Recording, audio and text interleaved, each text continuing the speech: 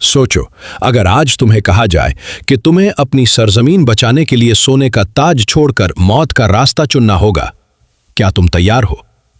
ये कोई फिल्मी सीन नहीं, बल्कि एक शेर दिल बादशाह की असल कहानी है। इसका नाम था टीपू सुल्तान।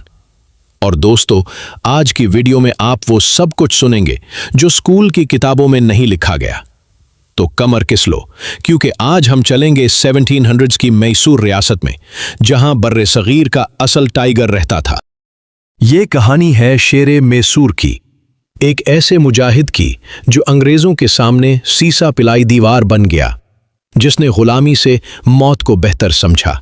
ये कहानी है टीपू सुल्तान की। टीपू सुल्तान, जिनका असल नाम फतेह अली था, 20 नवंबर 1755 को दीवानाहली में पैदा हुए। उनके वालिद हैदर अली एक बहादुर सिपह सालार थे और वालदा फातिमा बेगम नेक सीरत खातून थीं। टीपू ने बचपन में ही कुरान, अरबी, फारसी और उर्दू की तालीम हासिल की। साथ साथ घोड़सवारी, तलवारबाजी और जंगी हिकमत अमली में महारत हासिल की। एक आम बच्चा नहीं, बल्कि एक मुजाहिद की परवरिश हो रही थी। टीपू सुल्तान का असल नाम फतेह अली था, लेकिन बचपन ही से लोगों ने उसकी आंखों में बिजली और बातों में शेर की धार देखी।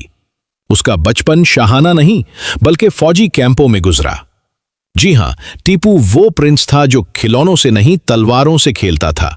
उसका उस्ताद था गयासुद्दीन, जो एक जबरदस्त साइंसदान भी था और टीपू को सिर्फ जंग नहीं, बल्कि हिसाब, फलकियात और सियासत भी सिखाता था। अब सोचो, एक बच्चा जो दिन में कुरान हिफ्ज करता और शाम को तोपों के धमाके सुनता हो, क्या वो आम बादशाह बनेगा? अगर आपको बचपन में बताया जाए कि एक दिन आपको हजारों लोगों की जान बचानी है, तो क्या आप तैयार होते? कमेंट में जरूर बताएं। 1782 में हैदर अली की वफात के बाद टीपू सुल्तान ने 31 साल की उम्र में सल्तनत मैसूर का तख्त संभाला। जैसे ही वो हुक्मरान बने, उन्होंने इस्लाहात का आगाज किया। ज़राअत, तिजारत, करेंसी और फौज को नई ताकत दी। उनका ख्वाब था एक आजाद, खुद मुख्तार हिंदुस्तान। और दूसरी जंग 1767 से 1784 के दरमियान टीपू और उनके वालिद ने अंग्रेजों को जबरदस्त मुजाहिमत दी। दूसरी जंग में टीपू ने अंग्रेजों को शिकस्त दी और मुआहिदा मांगलौर करके अपनी ताकत मनवाई। 1709 में अंग्रेज, मरहठे और निजाम दक्कन मुत्तहिद हो गए। टीपू को पसपा होना पड़ा और बतौर शर्त अपने 2 बेटे अंग्रेजों को यरगमाल देना पड़े। लेकिन शेर ने हार नहीं मानी। वो फिर संभला और टीपू ने अपनी फौज में जदीद तरीन टेक्नोलॉजी लाई, रॉकेट। हाँ, वही रॉकेट जिनको आज नासा तक मानता है। इस वक्त के लोग इसे ब्लैक थंडर कहते थे। टीपू का रॉकेट दुश्मनों पर तहर बनकर गिरता था और इधर अंग्रेज सोच रहे थे, ये बंदा बादशाह है या साइंसदान। टीपू वो पहला हुक्मरान था जिसने रॉकेट को जंगी हथियार के तौर पर इस्तेमाल किया। इनकी फौज में हजारों रॉकेट बरदार शामिल थे। वो एक साइंसदान, एक मुदब्बिर और एक जदीद सोच रखने वाला हुक्मरान था। उन्होंने मैसूर में नए कारखाने, अदालती निज़ाम और ज़रई इस्लाहात नाफिज की। 1799 चौथी जंग मैसूर। अंग्रेजों ने मीर सादिक जैसे गद्दारों से साजिश की। श्रीरंगापट्टनम का किला घेर लिया गया, लेकिन टीपू ने मैदान नहीं छोड़ा। जख्मों से चूर, मगर हाथ में तलवार लिए लड़ते लड़ते शहीद हो गए।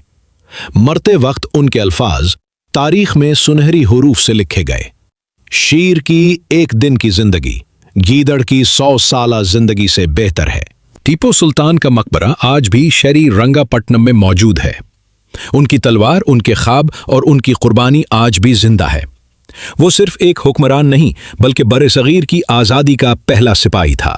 टीपू सुल्तान हमें सिखाता है कि आज़ादी सिर्फ ख्वाहिश से नहीं, कुर्बानी से हासिल होती है। वो गया, मगर उसकी ललकार आज भी अंग्रेजों की तारीख में गूंजती है। टीपू सुल्तान एक नाम नहीं, एक तहरीक है। क्या आपने कभी ऐसा लीडर देखा जो आखिरी सांस तक लड़े? और आज हमें ऐसे ही किरदारों को याद रखना है। दोस्तों, टीपू सुल्तान की जिंदगी हमें सिखाती है कि अगर हौसला हो तो छोटे से इंसान में भी बड़ी ताकत छुपी होती है। अगर आपको लगता है कि हमारी नस्ल को ऐसे ही हीरोज की कहानी सुननी चाहिए, तो इस वीडियो को लाइक करें, शेयर करें और सब्सक्राइब करें उर्दू हिकायत, क्योंकि अगली किस्त में हम लाएंगे एक और तारीखी किरदार, शायद बहादुर शाह जफर या शेर शाह सूरी। आप ही बताएं किसकी कहानी सुनना चाहते हो, कमेंट में जरूर लिखें।